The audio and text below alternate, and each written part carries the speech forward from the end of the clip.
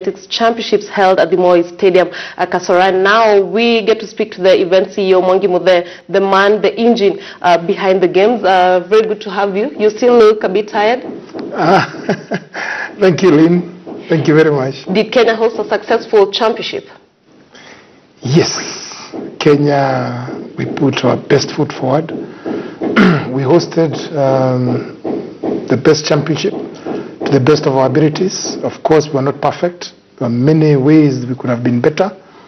But as the CEO of the local organizing committee, I'm satisfied that we did our best. And there are many people who actually want to know how much was spent to make sure that these games were successful. Well, it was an expensive venture, Lynn. And you know, the stadium where we hosted the championship was an old venue which was built by the Chinese in 1987 during the All Africa Games, and not much has happened since then. And to prepare for the World Championships, so much needed to be done. And you know, when you're talking about innovation work, the innovation work is it's like a blind date. You don't know what to expect.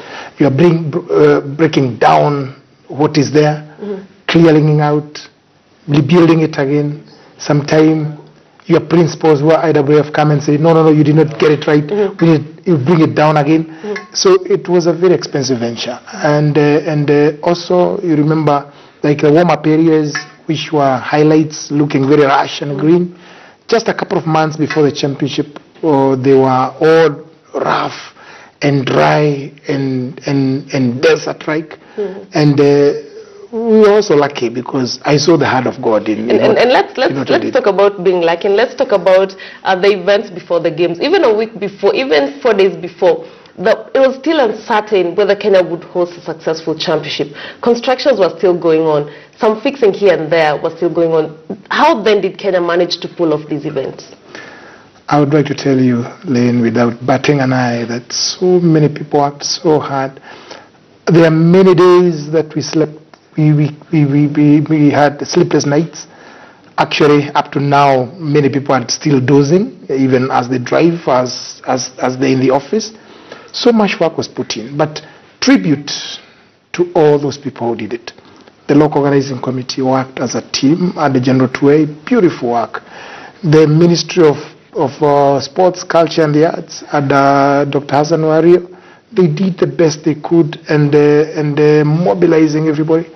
But the real key to this championship was when the head of state, the President Uhuru Kenyatta, and the First Lady declared the event free of charge. No. I'm talking about what happened around February this year, when they mobilized the late minister, Joseph Kaiseri, to lead a concerted effort of about 7 ministries.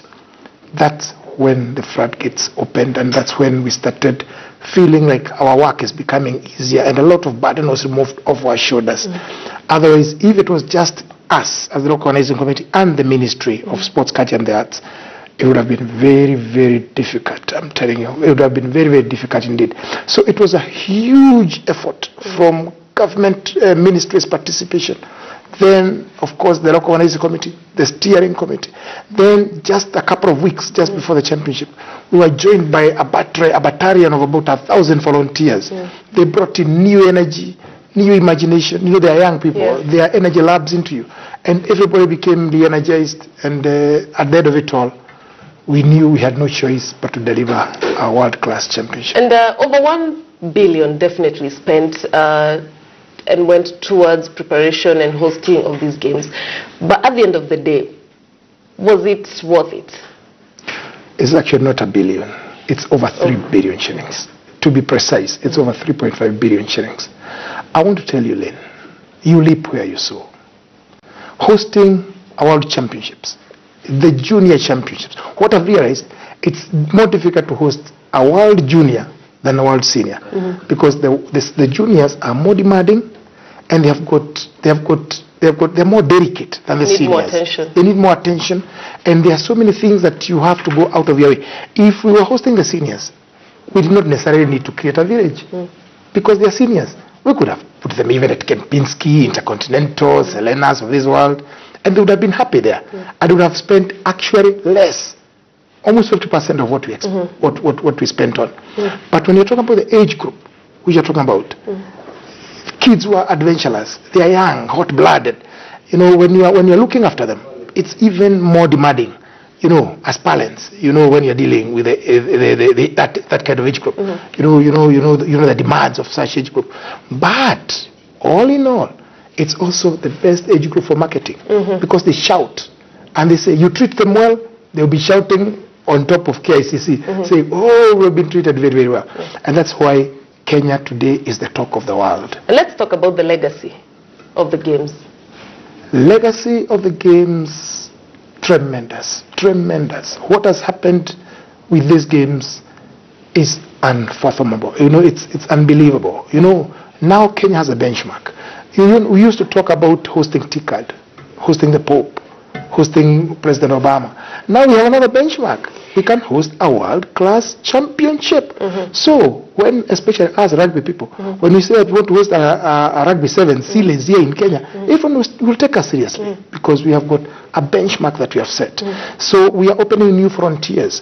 And you know, as I told you before, sports is just as important business-wise as oil and gas. You know, it's a frontier that we must exploit as Kenyans. And considering that the talent that we have in this country, now we are opening new channels, new frontiers for business. And I'm sure very soon, people who invest in sports will be the richest people. You know, a championship like this can only be funded by the government, but not for long. Very soon the corporates will be the ones running the show. But before we open up the sphere, before we open up that territory, the government must invest in it, and that is why money that has been sent this championship, it's an investment that will pay by leaps and bounds. And of course, we're also talking about the young athletes and generally the Kenyan athletes getting to train on a world-class stadium, world-class equipment and all. But now that you brought it up, saying as rugby people, I was not going to bring it up, but you're former Kenya Rugby Union chairman. What was your experience like coming from rugby, then now having to really be deeply involved in athletics and steer such a huge event? Challenges? You want me to be honest? Yeah, definitely. Athletics benefited big time from my rugby experience in this championship. I want to tell you, we organized huge championships at the same venue, Kasarani. You remember we had 2 years, 1 year especially, when we had overflowing participation at Kasarani.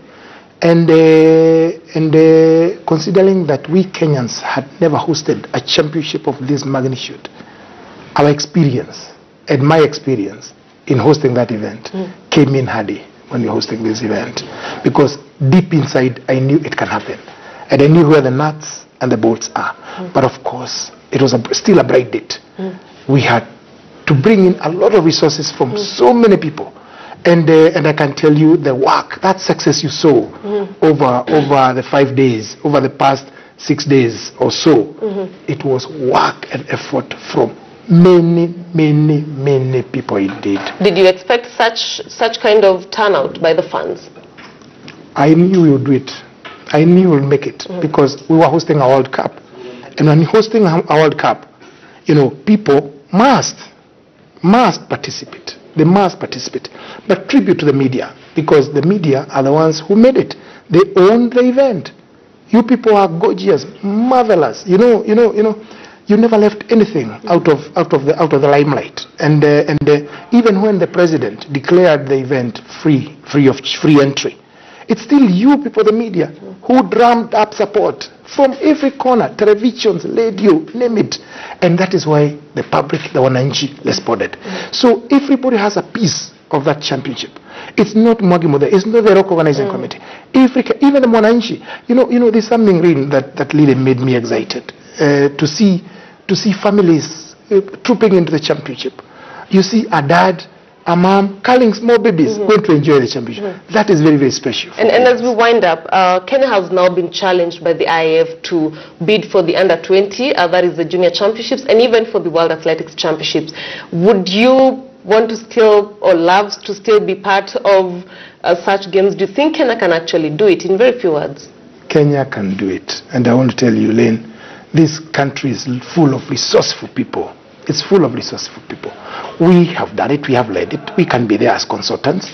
But I'll tell you, the Kenyans who are out there, capable, who can deliver not just a championship in athletics, even rugby, football, name it. They are very many. They are uncountable. You cannot count them with your fingers. And I want to tell you, Kenya, we have opened a new page.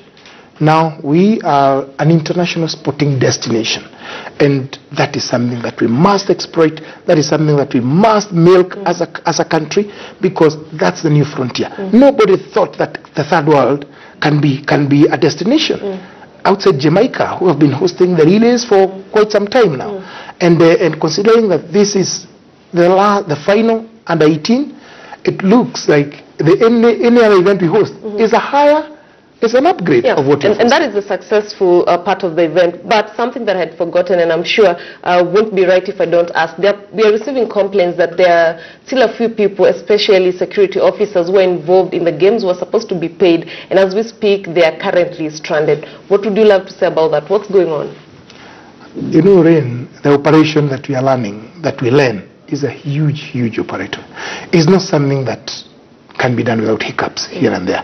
And you know, as I told you, this event was almost 100% funded by the government. So is the money to pay these security officers there? Money to pay volunteers, money to pay contractors, money to pay allowances from all participants, it's there. And everybody will be paid in the next couple of days. They just need to be patient, because government procedures take time.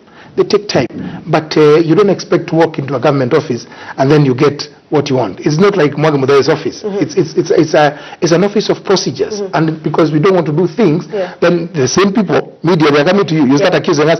Oh, you spent this wrongly. Oh, you overstayed. Oh, you know, we don't want this kind of stuff. Definitely, and we're looking forward to, of course, seeing all those other things that are coming up as sorted. No one would want to see all those efforts watered down. Thank you very much, and congratulations for hosting a successful event. That is the World Under-18 Athletics Championship CEO Mwangi Muthee talking to us about how Kenya managed to pull a successful event, and that's where we are going to end it. But of course, Ben Kitili will be right back, of course, to wrap up Worldview. Ben? Yes, indeed, Lynn. Good discussion, good conversation, Mr. CEO. Good job for good games. Well done. Thank you, Kitili. Hopefully, we'll be able to host World Athletics Championships one day. Or maybe World Rugby. Why not? All right, thank you. Thank you very much. All right, away from athletics issues.